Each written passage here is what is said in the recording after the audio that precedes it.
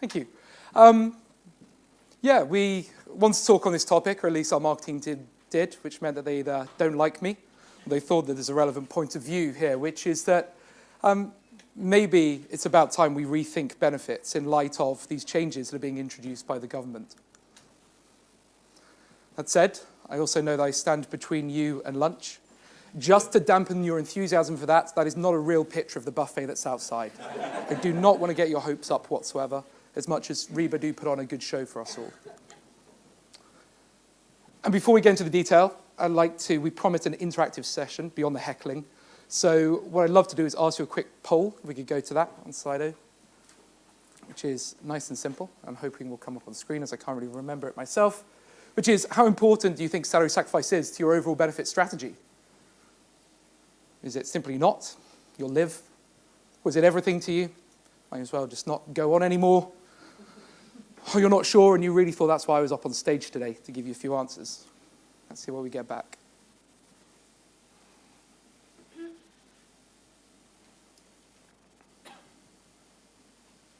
Nice. Fantastic. I don't have too much of a job to do, and I didn't really want to talk about salary sacrifice anyway. So we're going to skip on from that. But ultimately, it is interesting, right? Because I think a lot of people had always played on the idea that taxation or tax relief was so fundamental to the imperative of why benefits were offered in the workplace. And the truth, if we go back to, I forget, was it His Eminency or Excellency? Mr. Steve Webb said earlier, people think of tax in a negative way. And therefore, fundamentally, talking about tax relief, all they hear is the negative. So how important it can really be to our strategy. But it sounds like I'm talking or preaching to the converted. So, an analogy before we start. Fundamentally, inertia is a state of not changing until a force is applied. And I think it's a perfect way to describe most people's benefit strategies, in my humble point of view. There are many good ways in which we could apply it, many proactive ways, as I'll come on to today. But typically, most of the change that happens isn't executed by the people in the room. It's enforced by government policy, as we'll come on to briefly. But in case you were wondering, did Pharrell Williams have anything to do with employee benefits? I'm about to debunk that myth. If we've got our silly hat and our bow tie, we may well simply be happy with the status quo, right? I'm sure many people in the room, I won't necessarily ask for a show of hands, but think they can run an effective benefits program that what they offer their employees today does a relatively good job. And that may be the case.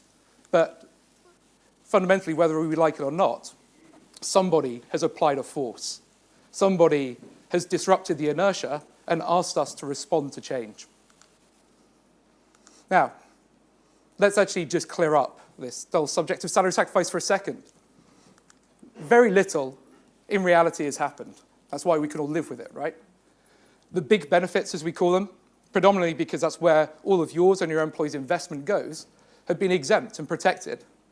What that means, and jumping to the last point, our estimate from our own data, from our own client base, is that 97% of the tax and national insurance savings that employees and employers benefit from today within UK benefits will be retained. We've got as little as 3% for benefits like salary sacrifice health assessments and salary sacrifice income protection, those things always at the forefront of people's minds, where the loss is going to be made. Now, don't get me wrong, company cars is going to be the most significant benefit that's hit. But fundamentally, if we look at the transition, we're moving away from defined benefit in pension, as we've talked about. We're moving away from defined benefit in healthcare to an extent. Maybe this is just the next big benefit to follow.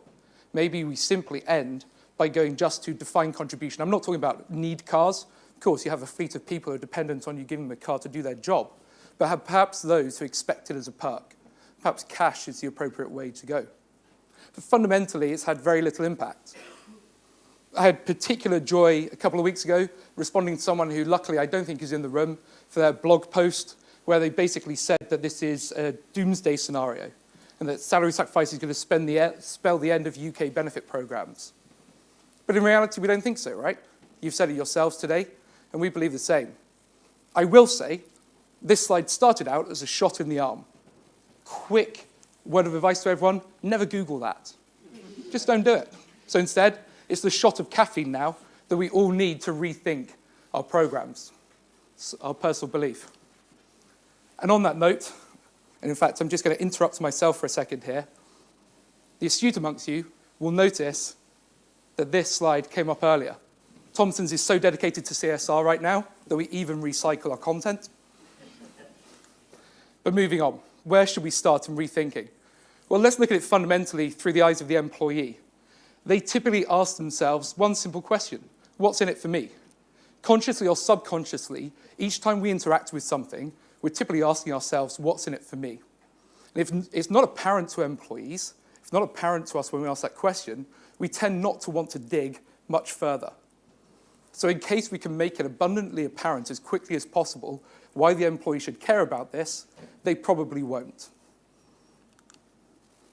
So, what is the road ahead? Luckily, we did some research. I say we, people better than I did some research. I just get to stand up here. Where we tried to look at what is the road ahead and what the employees really want to tell us about what's compelling within their benefits program. Now, before I do that, I also want to pause on something today. I'm a man of my beliefs and convictions, but let's entertain the possibility I'm fundamentally wrong about everything I'm telling you today. First thing we'd implore you to do is go get the data for yourselves. Anecdotes, conjecture, speculation, they're not much good in an age where mass data is available to us, where technology gives us the tools to go be curious and inquisitive and find out the answer to the question. So even if I am wrong, maybe just go ask the question, particularly of your employees. And this is what they told us. Firstly, a rebalance of the benefits program is what's required. Very interestingly, of all of the benefits that you offer today, the one that comes to the bottom of the list in terms of employee awareness and consciousness is, any guesses? Income protection. Can cost 1% of payroll. Employees don't even know that you offer it to them. Employees with total reward statements don't even know that you offer it to them. Employees where you're a brilliant communicator as an employer don't know that you offer it to them. But you've got 1% going into a benefit that may affect 0.1% of your population if claim statistics are to be trusted. Why offer it? There's a rebalancing of our programs that's fundamentally required. And when we asked employees what would they like their employer to most focus on, they came up with one resounding answer: their well-being. So I would fundamentally implore you today to rethink your UK benefit strategy and start that with the question, is the purpose of that investment to promote and improve the well-being of our employees in its most general sense, as well as the reason we're all here today from a financial well-being perspective. Really interestingly, we also asked those employees, how do they feel their employer and their work environment contributes to their overall well-being? 90% responded to say negatively. 90% of our employees believe their work and their work environment negatively contribute to their overall sense of well-being. For us, we think that that is a key thing to focus on, and so do your employees.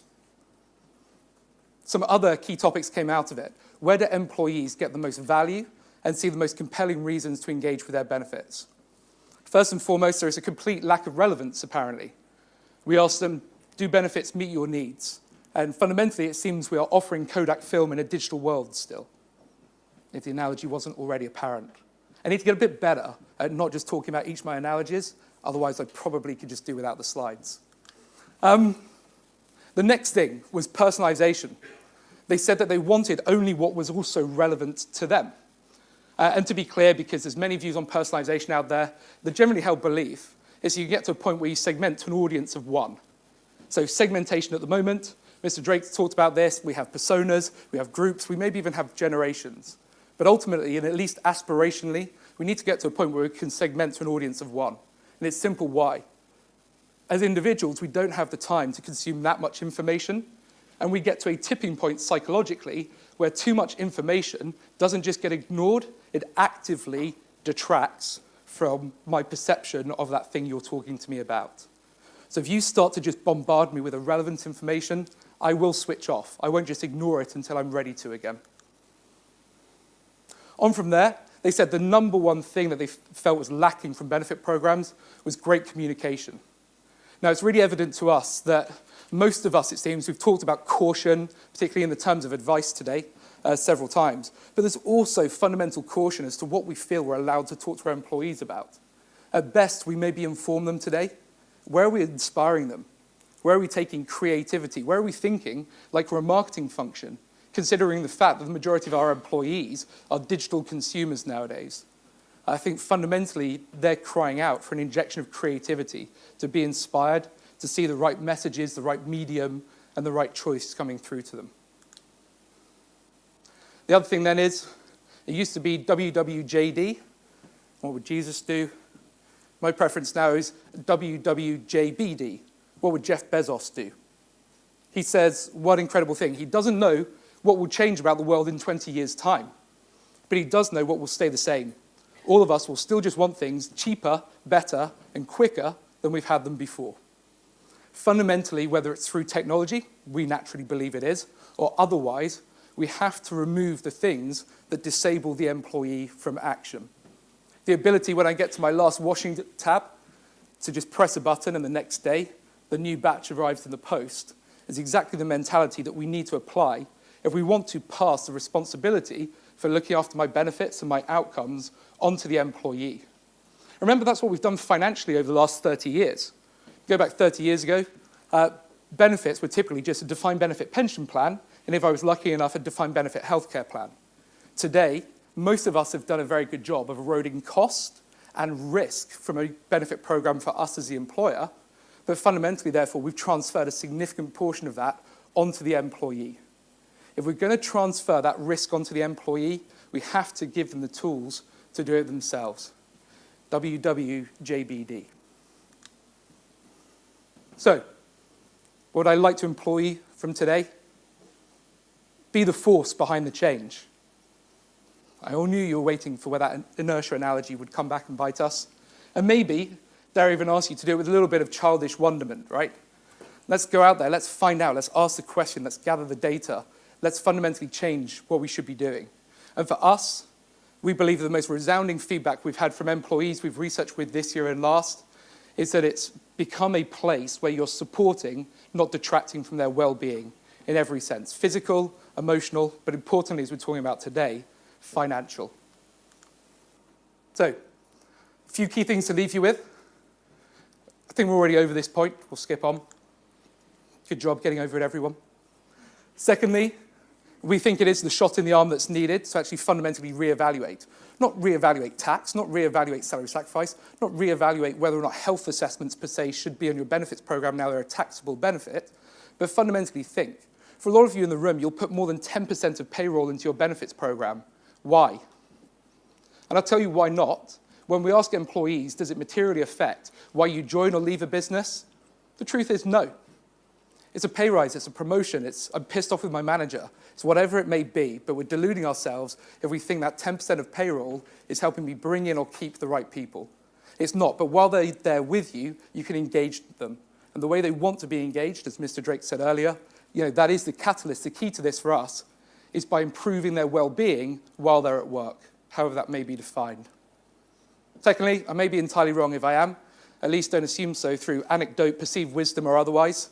Many people have been proved wrong about round earths and flat earths and what have you. Fundamentally, gather the data. Be brave enough to just go ask the question of your employees. And then set a new set of principles for what you want to do with that investment. For us, it was loud and clear from the workforce that we've been surveying and researching. Make it more relevant, make it more convenient, and enable them to actually be able to self-serve, to manage the program themselves. And do little and often. I love this quote, it only came to me this morning, but it is something that we fundamentally believe. It's why technology development has moved this way, for example. Agility will always beat inertia. If you want to solve a massive problem, don't come up with a massive solution for it, right? It will never get off the ground. It's like a flywheel. It may be too big to ever get the momentum to then carry on ongoing. Instead, we found the best technique is to act little and often. Don't do a 40-question survey to find out what people think about benefits. Ask one. See if you can act on one. Then communicate. Then ask a second question once you see whether or not people engage with that communication. Little and often, and build your program until it finally looks like strategic rather than starting the other way around. And finally, we do believe there is fundamentally a new return on investment, a new way in which you should be measuring the success of your overall program and the investment that you're making. It's whether or not you are positively impacting the financial, physical, mental, or even social well-being of your employees. Now, the good news is there's a lot of research to back this up. If anyone ever needs to return to the thing that was the HMRC consultation on salary sacrifice, our Boffins wrote a lovely white paper, technical update on it, exactly what we think employers need to do. Go have a read if you're an insomniac. And then otherwise, our UK Employee Benefits Watch, that I've cited several times today, that's the depth of research where we asked employees in the UK, what do they really want from and what's really wrong with their benefits program. Again, all available on our website, thomsons.com. And you'll be pleased to know that's it from me. Thank you. Thank you very much indeed, Matthew. Right, I think we've got time for one world's quickest question from Slido here. Let's do it. Let's see what comes. Okay, well, let's go right at the top there. Well-being of employees, how do you measure it? What's in it for me as the employer? Yeah. Really simple, might sound really trite, ask them. Just ask them the question, right? Are we positively impacting your well-being when you come to work, when you're at work, while you're doing work? It starts very small. Just ask one question. How are we doing with it? If it gets you a data point you want, if it looks ugly, do something about it and ask the next question. It's really simple. You know, just ask them. Perfect. There you go. Excellent. Well, thank you very much indeed, Matthew. Thank you. That was the quick thing. Cheers.